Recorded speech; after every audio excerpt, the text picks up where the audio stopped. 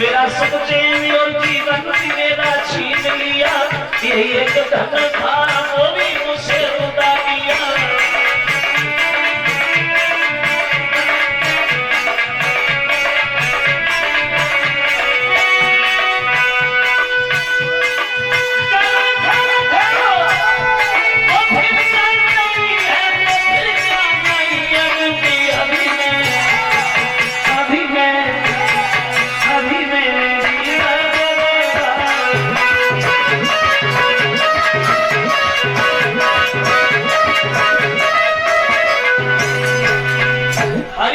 अपनी पत्नी को समझाते तारा रो नहीं, मोह जाल में अब पड़ना हमारा तुम्हारा अज्ञानपन है, जाओ चले जाओ। अब हरिश्चंद्र जो है वो इधर मेहतर के साथ चले आए, रानी तारा रोहितास इधर ब्राह्मण के घर चले गए। अब क्या हुआ, पूरी रात लेट करके हरिश्चंद्र विश्राम करते हैं मेहतर के घर। जब सवेरा हुआ तब तक मेहतर सामने खड़ा हो गया। क्या हो रहा है, लेटे हो? अयोध्या नहीं है, मेरा घर है, 20 भाग सोना दिया हमें, 20 भाग, वो भी सोने को नहीं, काम करने को। ऐसे काम नहीं होगा। सुबह सुबह जल्दी जागो, झाड़ू लेके भागो, ठीक है ना? काशी गलियां साफ करके आओ जल्दी जल्दी, हम इधर ही खड़े, अभी दूसरा काम भी बताए, जा जल्दी जा, फिर करो। अब हरिश्चंद्र काशी की गलियां साफ करने के लिए चले। देखो वही राजा जो हजारों प्रजा के लोगों को ऊपर आदेश करते थे, आज एक मेहतर की आज्ञा का पालन कर रहे हैं। श्रोताओं, वक्त बदलते देर नहीं लगती, समय बदलते देर नहीं लगती। पता नहीं समय कब और कौन सी जगह कौन सी मोड़ पे ले जाके खड़ा कर दे। जैसे साल में मौसम बदलते हैं, ऐसे ही हर आदमी की जिंदगी में मौसम बदलते हैं। कभी सर्दी, कभी गर्मी, कभी वर्षा, कभी दुख, कभी सुख, कभी भलाई, कभी बुराई, कभी सम्मान, कभी अपमान। जैसे साल में मौसम बदलते हैं, ऐसे हर आदमी के जीवन में मौसम ही बदलते हैं। पता नहीं कब और कौन सी जगह कौन सी मोड़ पे ले जाके खड़ा कर दे। जो हमारे बड़े बूढ़े लोग बैठे हैं, इन्होंने देखा होगा अपने जीवन में, जिन लोगों के घरों में सुबह का भोजन करने के बाद शाम का इंतजाम नहीं था, आज लोगों के घरों में देखो तो दौलत से भंडार भरे हुए। जिन लोगों को ये नहीं पता था कि मेरे घर में पैसा कितना है, आज लोगों के घरों में देखो तो चूल्हे भी नहीं जल रहे हैं, मांगे भी नहीं मिल रही।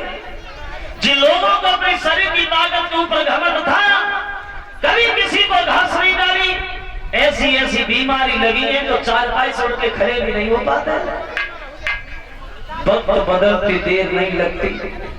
कभी रजाई से बड़ा प्रेम होता है और कभी रजाई से घृणा हो जाती है।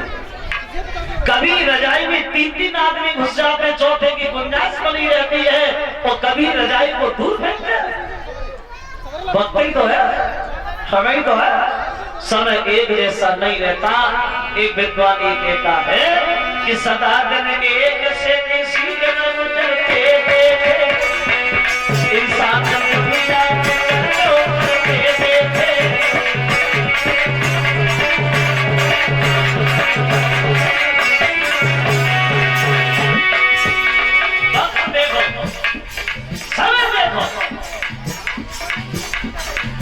थे न्याय दूसरों का जो जज बनकर, करते थे न्याय दूसरों का जो जज बनकर। कोई कटघरे में खड़े देखे और करते थे इलाज दूसरों का, जो डॉक्टर बनकर कोई हॉस्पिटल में पड़े थे। बस एक जैसा नहीं रहता, समय तो है। देखो एक दिन रावण में कसम साजी नहीं, एक दिन कसम शीशा पड़े गए रन में, एक दिन श्याम सुंदर भाग गए आधी रात, एक दिन कंसों का छाड़ गाओ छेलन।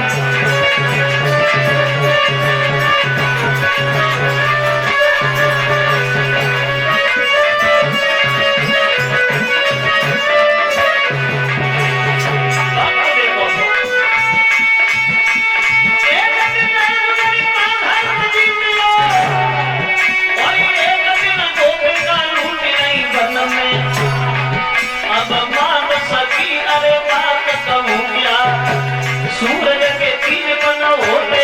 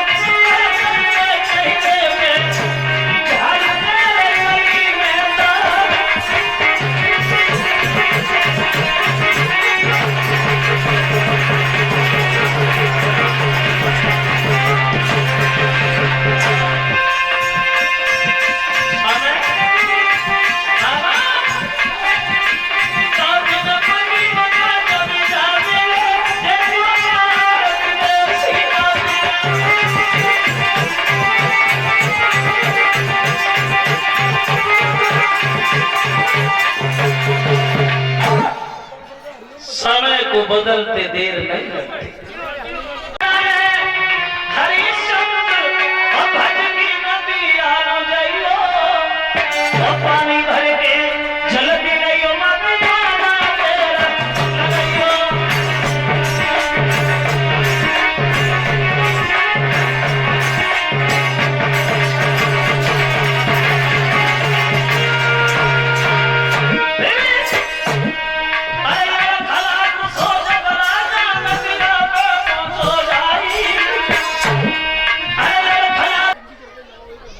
कौन सी नदी?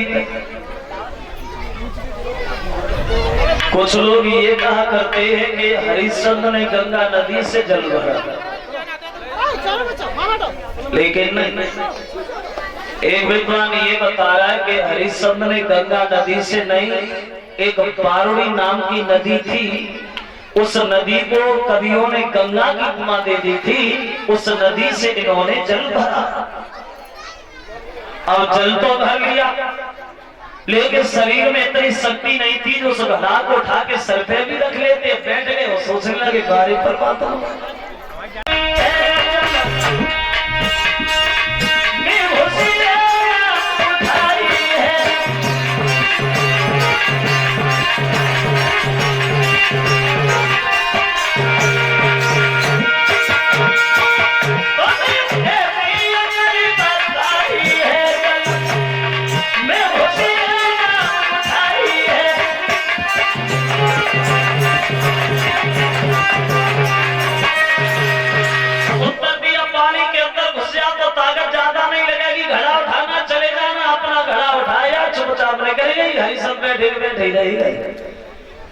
सोचने लगे परमात्मा क्या ये हमारी बड़ी पत्नी है जो एक दिन हमारे कहने से बिक गई।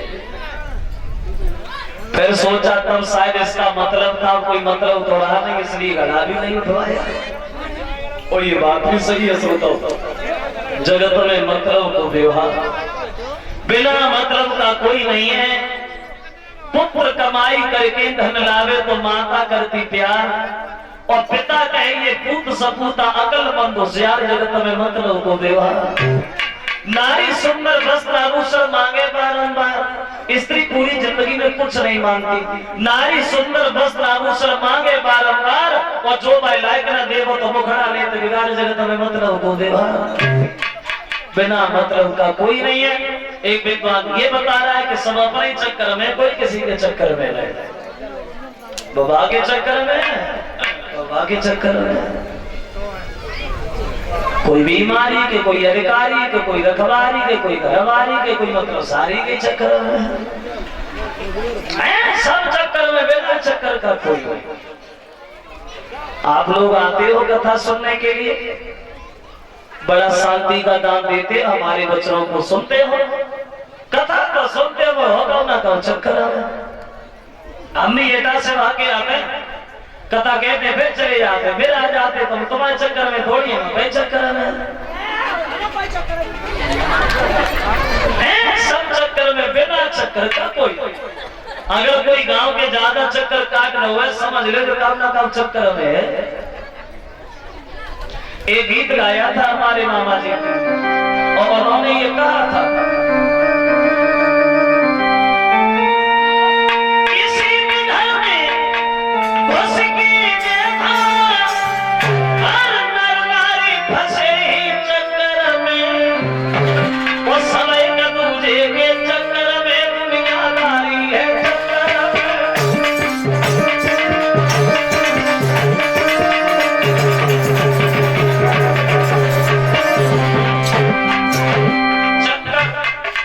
ऐसा चक्कर कोई अधिकारी के चक्कर में, कोई अधिकारी के चक्कर में, कोई बीमारी के चक्कर में,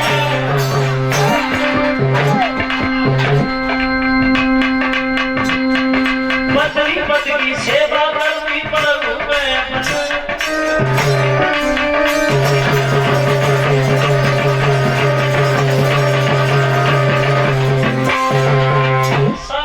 चक्कर में, कोई किसी के चक्कर में नहीं। अब जैसे तैसे गला तो उठा लिया, अब शरीर में इतनी शक्ति नहीं थी, जो चलते ठोकर लगी गिर गए, वो घड़ा जो था वो टूट गया। खाली हाथ हरिश्चंद्र मेहतर के सामने पहुंचे, और जो मेहतर ने देखा सुबह से गए अब आयो, खाली हाथ आयो, घड़ा खाए।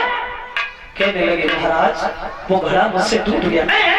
घड़ा तोड़ दिया तुमने, इतना बड़ा नुकसान कर दिया तुमने, तो पैसे का काम नहीं करते हो, सिर्फ नुकसान के अलावा कोई काम ही नहीं है तुम्हारा। अच्छा घड़ा तोड़ा है तुमने हरिश्चंद्र, आज घड़ा के तोड़ने के बदले में तुम्हें भोजन नहीं मिलेगा, वो क्या रहोगे, और ये कोई भी काम तुमसे नहीं होगा। ये सब काम छोड़ो और जाओ मरघट में, और ये लाठी उठाओ, शमशान में पैरा लगाओ, और बिना टका के मुर्दा जलना नहीं चाहिए समाज के। अब हरिश्चंद्र शमशान में पैरा लगाने चले गए, चुपचाप सुनते रहे, निकल गए, भूखे ही चले गए। और इधर आ देखे रानी तारा रोहिदास रह रहे वहां, इधर तो हरिश्चंद्र मरघट में पैरा लगा रहे। एक दिन ब्राह्मण जो था वो तारा से नाराज हो गया, और कहने लगा तारा इधर आ, तेरा लड़का इतना बेसहारा बन गया है जो 2 पैसे का काम नहीं करता, सिर्फ बच्चों में ही खेलता रहता है। हम कब के अंदर बैठे पूजा करने को हैं? अरे भैया उससे ये तो कहा कि फूल तोड़ ले पूजा हो जाए। तो तारा ने अपने बच्चे से कहा बेटा इधर आओ, हम यहाँ स्वतंत्र नहीं है परतंत्र है, हम अपनी इच्छा से कुछ भी नहीं कर सकते हैं पुत्र।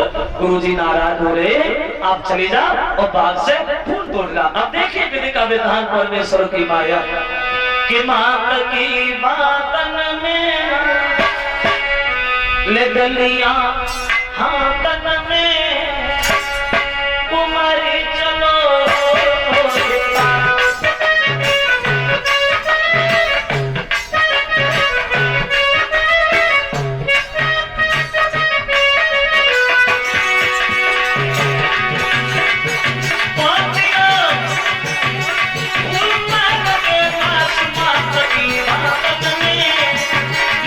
Yeah.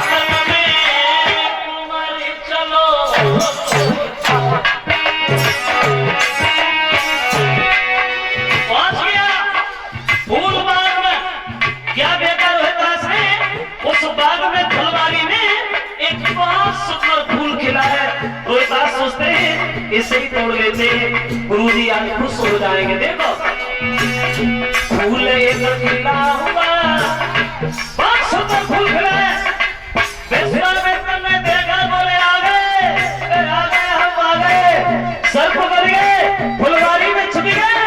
फूल एक खिला हुआ भविष्य छुपा हुआ, लागी है मन में भारी आस।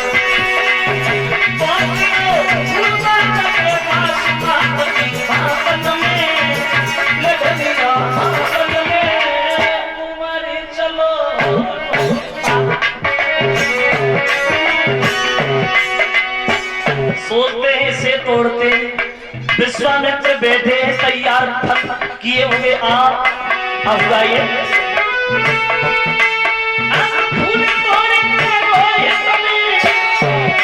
जब आगे हाथ बढ़ाओ है, सोई विश्वामित्र में सांप बन के बाकी उंगली में रस खाओ है।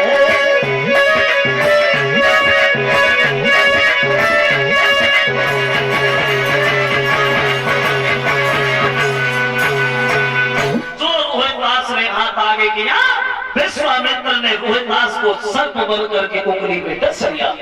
पछाड़ खा करके रोहितास जमीन पर गिर गया। माँ मुझे कोई सर्प डस के चला गया। तड़प रहा है रोहितास उस बाग में, और इधर तारा को खबर मिली कि बच्चे को सर्प ने डस लिया।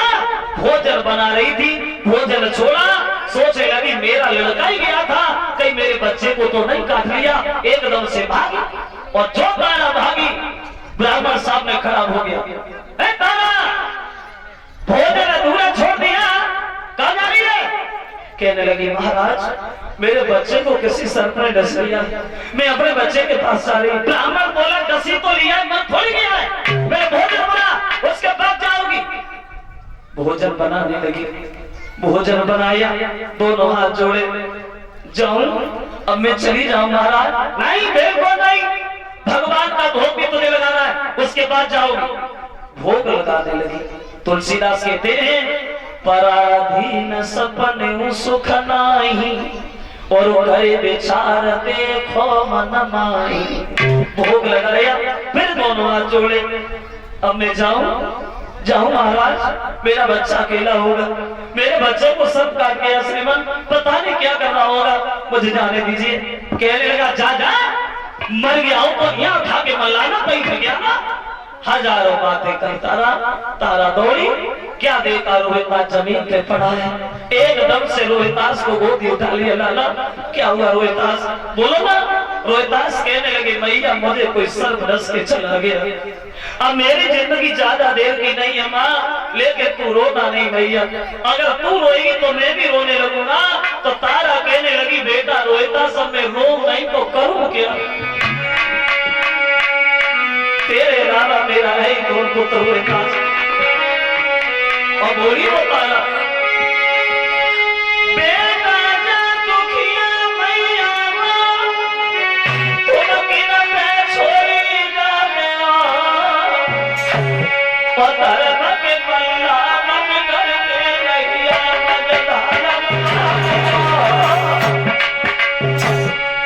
आगे खोलो, आगे खोलो लाल, अगर तुझे कुछ हो गया तो मैं जिंदा नहीं रहूंगी।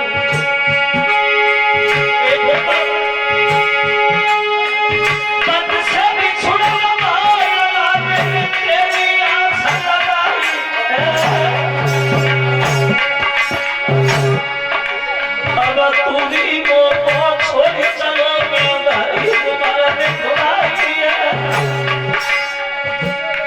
नन्हे हाथों से अपनी माँ के आंसू पोंछने लगा। मैया रोना नहीं, दुख सुख की जो माता मेरी माई है, एक बार पूछा तारी गोदी में मेरी माता की मेरी बिगाड़ लगी जा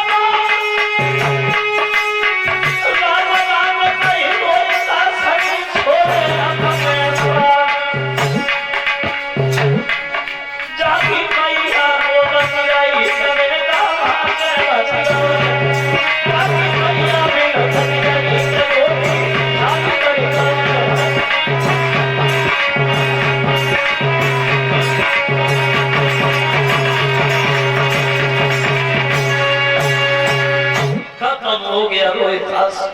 और जब माँ की गोदी में पुत्र खत्म हो गया, गर्दन एक तरफ लुढ़क गई रोहितास की, पछाड़ खा करके तारा गिर गई। बेटा मैं कहाँ जाऊँ, अब मैं किसके पास जाऊंगी? पुत्र रोहितास बोलो ना, बोलो ना, बोलो ना पुत्र रोहितास।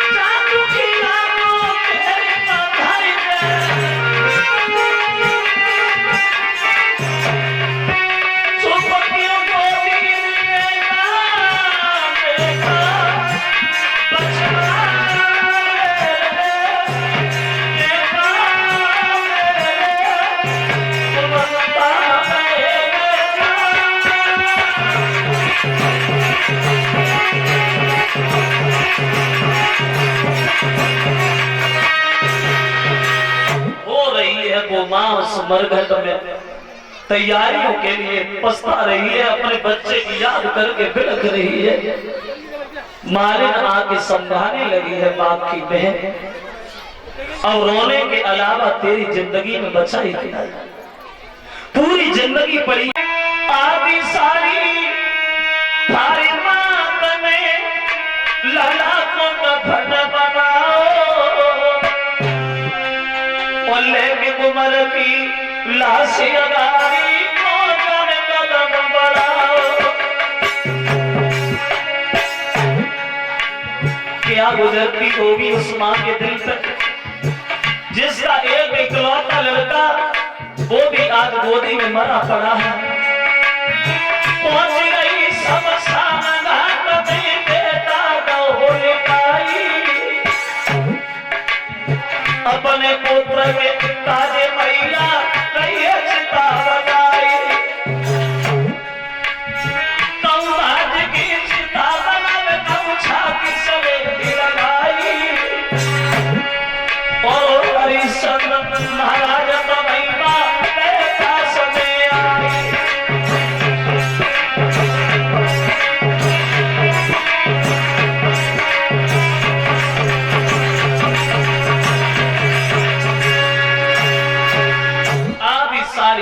बच्चे को ढका पहुंच गई मरघट में, चिता बनाने लगी है बच्चे के लिए। वो मां रो रही है, रोने की आवाज जब हरिश्चंद्र के कानों में पड़ी तो भाग करके पास में पहुंचे।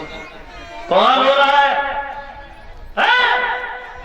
पता नहीं है, किसी का पैरा भी लगता है।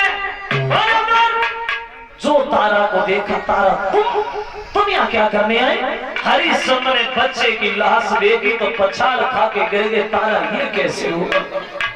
रोहितास मर गया?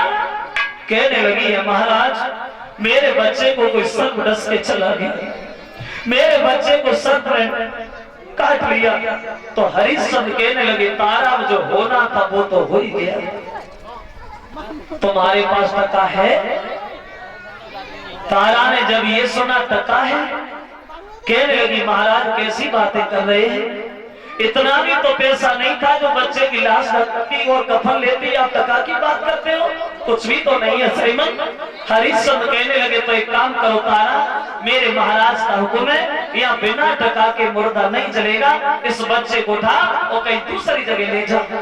तारा बोली प्रभु क्या ये लड़का आपका नहीं है? हरिश्चंद्र कहते हाँ तारा जानता ये लड़का मेरा है। अगर ये लड़का मेरा है तो तू ही तो मेरी पत्नी है। ध्यान कर लो पुराना, कितनी बार मैंने तुझसे कहा कि मेरा गला उठवा देता ना, तूने एक न मानी। तो आज जब मतलब आया तो तू रिश्ता दिखा रही है। ए तारा तू फिरता कहां से घरे पर घट पे और वही रही तारा ओ कुमरे न में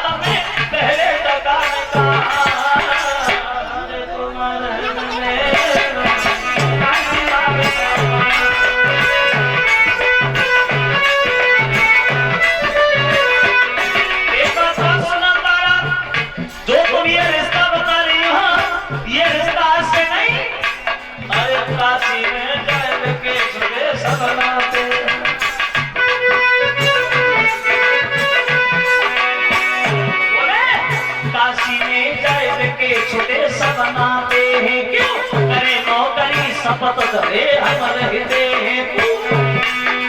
तका एक में धर्म बिगाड़े निगम करे विचार